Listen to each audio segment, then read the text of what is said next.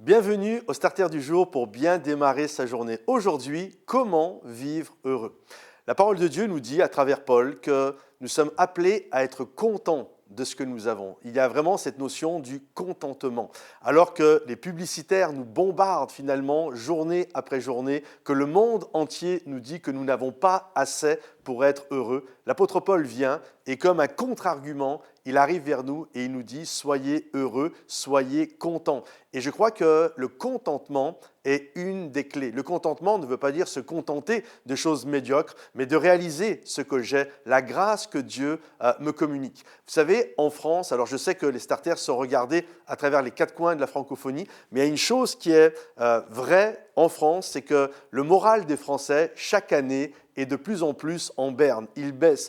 Et souvent, on dit que c'est à cause du pouvoir d'achat.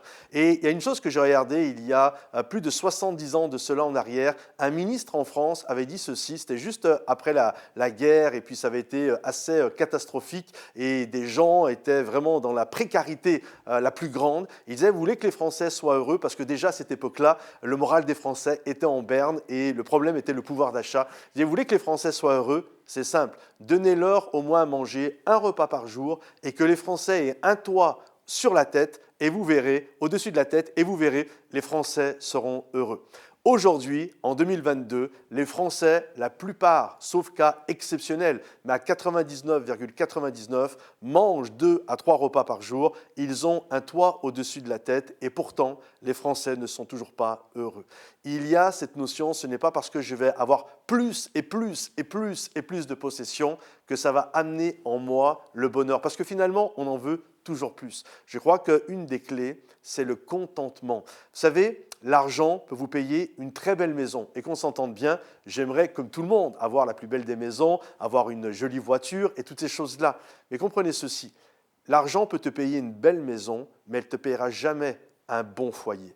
Et là où nous devons comprendre, c'est que finalement, c'est auprès de notre épouse, auprès de notre époux, auprès de nos enfants, auprès des gens qui sont finalement autour de nous. C'est ça qui va nous apporter le bonheur, d'être heureux de ces gens qui sont autour de nous. Et si en plus, on peut avoir une belle maison, on prend bien sûr. Je ne veux pas être hypocrite, mais d'être heureux de ce que nous avons, de comprendre ce que nous avons, de réaliser ce que nous possédons, les cadeaux que Dieu nous donne, alors on est content. Et puis on peut avoir plus après. Mais il y a cette notion, je suis heureux de mon foyer, et sur mon foyer, peut-être après j'aurai une belle maison ou pas, mais je serai heureux parce que j'ai un bon foyer.